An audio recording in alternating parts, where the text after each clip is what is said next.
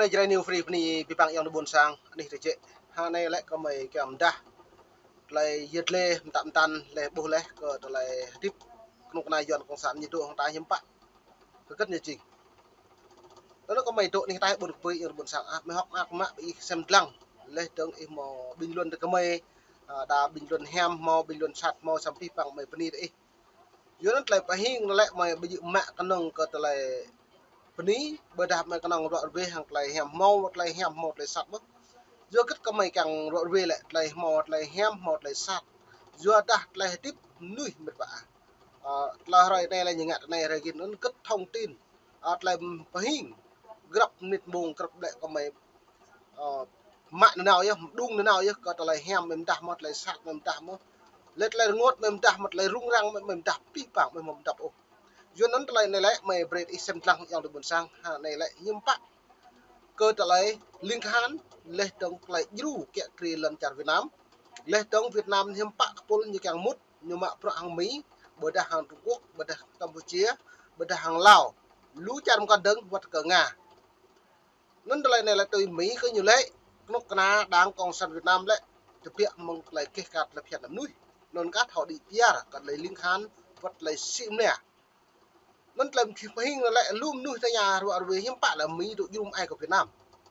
lệ tương hiếm bảy Việt Nam vừa cất rằng hội cái nhiều nó lại này mà càng tài chun dòng đồ buồn sang cặp những là hội ta thò là binh tràn rong binh trà cười trà cái tàng nhưng bộ hội ốc cất lại sát nhưng hội cất lại heo hội cất lại cái bãi ấy nhiều giờ nó lại rằng có lâu có mạ là như làng cái đáng cộng sản Việt Nam sẽ hầm nuôi sụp đục như một cái nhạc chỉ vô cất như một cái nhạc lại nhiều có lâu thế nào vậy như càng Việt Nam như thọc lý bộ bự nó Việt Nam rim neo hợp tác đối tác song phương như giáo có lại Liên Hán hợp tác lĩnh vực như giáo Đông Nam Á Thái Bình Dương là hợp tác quân sự thế giới quốc tế là càng hợp tác xong những bạn rằng lệ thế nhủ càng mút hàng lại kê cả và ai nhúng non cá tùy mò chứ cơ lại hợp tác song phương cơ lại Thái Bình Dương này non Thái Bình Dương là tôi đã bổ trợ đấy tôi có lúc nào đang có sản phẩm khoa nhập pu có lúc nào nhập pu bùm đã bổ hi lũ của Trung Quốc xong những bạn nhung chút nào buồn sang nhận là nhưng mà cứ lấy tương từ nhu ấy bùm á nhiều premi ngại là nhiều gì rằng sẽ ta này mò pha là mò lần cha ta pu ta càng mi được này như cái nào như nào bùm mò pha là mới dọn hàng này lại miêu kệ cái dọn hàng này như càng mi nó chưa lột cái nhiều nhố gặp đôi cái bùi dọn tüm rồi là công ty Momosa nó lại bùm mà chả ia vào vụ này thì hiếm bạ thực hiện một Trung Quốc lệ tương là buồn sang như nó ur như mạng cự đã bạ thôn đã mệt thôn cái bùi hiện mạng như là buồn sang càng ur và cứng rô nghẹo trụ sát một lần la cái như nhầm gang nó phải mạng xăm nhầm bá nhưng mà gang ốc bình là buồn sang nhầm gang ở Trung Quốc đi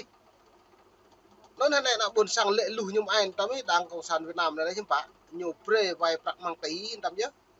pre vài bạc đăng tí nữa đóng tàu còn nó mạ cản chỗ này bơi đang cạp buộc liền mạ gì là mạ này là cái chấp đó này tập năng lu Philippines đà Malai đà Thái Lan bồi ở đằng mạ nuôi bình đồ nhẹ giáo nèo gao vụ này đằng bọc chặt xăm nhiều mạ nặng buồn sang đấy chứ nhưng ngạ bía đỡ đạn tới nhủ nhưng bữa càng ngạ pre nặng buồn sang gì thằng gì nặng buồn sang đuôi nó mò pha lắm mất pol mạ hội đồng nhân quyền bạn đi ta buồn cung ok rất là nhiệt lệ vợ về đã của sạt Việt Nam lại nhưng không mút các rằng thứ dulu có liên khán vật pol dạ buồn cung rong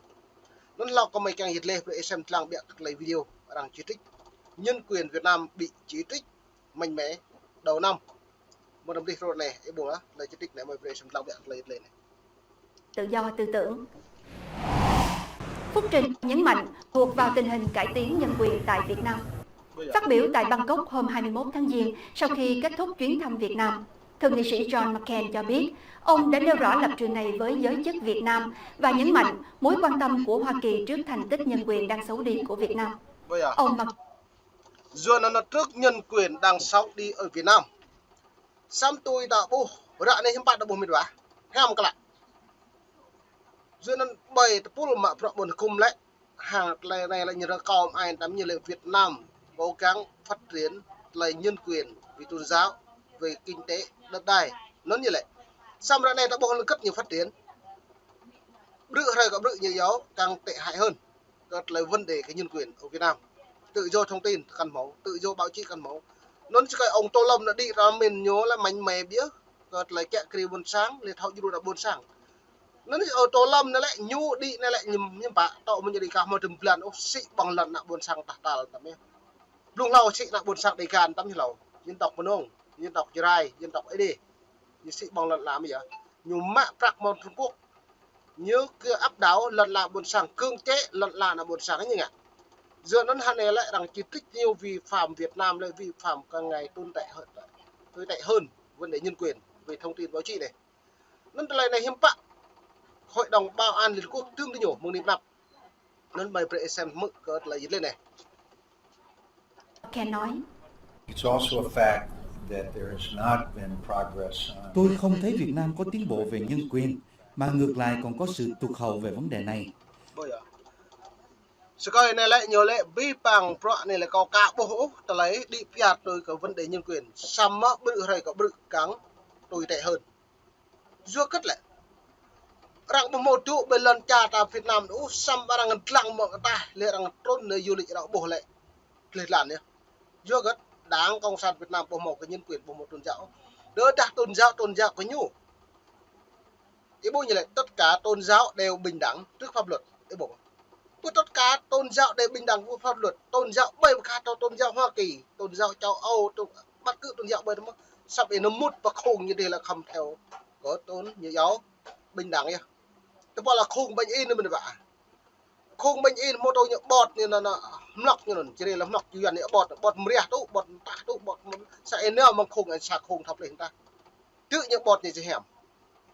bố một pha riêng mất đáng cộng sản Việt Nam luôn nuôi lại ôi Việt Nam hồi nhân quyền là Việt Nam một tôn giáo là cái buổi nó ta nằm không răng giờ buổi sáng nằm lễ lúc thì nhiều Việt Nam có một tôn giáo Việt Nam một nhân quyền nhân quyền là nhân quyền có đáng không phải nhân quyền của người dân. Tôn giáo có đáng không phải là tôn giáo của người dân. Tôn giáo trước tiên như lễ buổi thơ đáng trên hết cái buổi tôn giáo là tôi tới rút trả nhớ lẩu giờ nó chỉ cái này đoạn về cao bốc như lại cao đi lần chạy Việt Nam lại bố mau tiến bộ bự ra cái bự lệ rồi giờ nó mày phải xem mức cắt lại lên này Tôi đặc biệt nhấn mạnh với phía Việt Nam rằng quan hệ an ninh hai nước sẽ bị vấn đề nhân quyền tác động trực tiếp. Bây giờ nó an ninh thế giới Việt Nam với Hoa Kỳ là lại tác động về nhân quyền. Nó nhân quyền bộ mò heo cá nhân quyền bố đập nang nhân quyền lưu tự chọi này nhưng mà an ninh là những mà là bộ mọi dù chắc chắn 100% mọi dù mua sai không tôn trọng có bộ luật nhân quyền đối đa bộ mọi nhân quyền trả mò bộ lại ốc chẳng lại mua trọng nó tại bộ ra này hiếm bạc hạt tu lau bộ cha hàng ngà thì nhiều này tụ thua bộ cha đôi tụ nhiều mà ai như thua bộ cha tụ đáng cộng sản Việt Nam là ai như đó bộ hiếm bạc lấy này lấy Trung Quốc Nga chung luôn ra buông tay vía ra bộ càng chung có đủ của cộng sản như vậy Việt Nam như vậy chỉ có hai đảng hai chính quyền này chính quyền Nga hàng Trung Quốc lấy bộ một trăm chung luôn hạt tu tao pro là thêm bạc đảng bùa nghĩa là buồn bùa các cộng đảng cộng sản vi phạm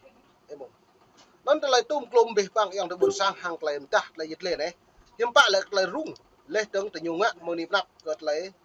cái cờ gật lại phiên này đây mời về xem mực là dịch lên này. Việt Nam đang tìm cách phát triển quan hệ quân sự với Mỹ và đưa ra danh sách các loại võ khí muốn được Mỹ cung cấp. Việt Nam đưa ra chính sách càng Mỹ cung cấp vũ khí đấy nhủ, vũ khí sát thương này, các loại vũ khí như cái nhủ.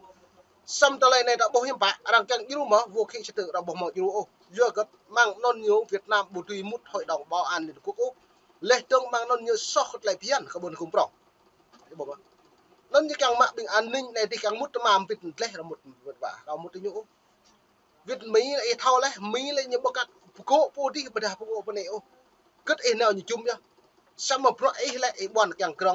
krong hay nhũ người ấy ngặt nhiều một chút đuôi đỡ đại bộ ngạo ấy bộ đau của pro lại là nhiều nhiều còng như tụ chung bằng ba đôi nó là trên new free pi bang mệt quá nó buồn sang em mượn lấy cái là giật lê tạm tan đó là buồn sang để gà ta lại mời bệ xem mượn cái lấy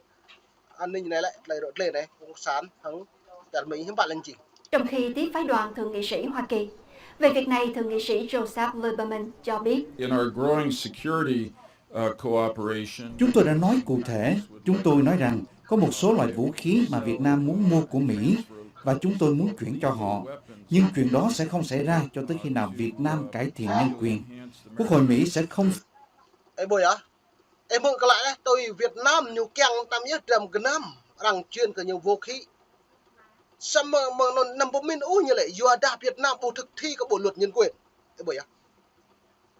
Này là Việt Nam hay này có đồng dây ấy.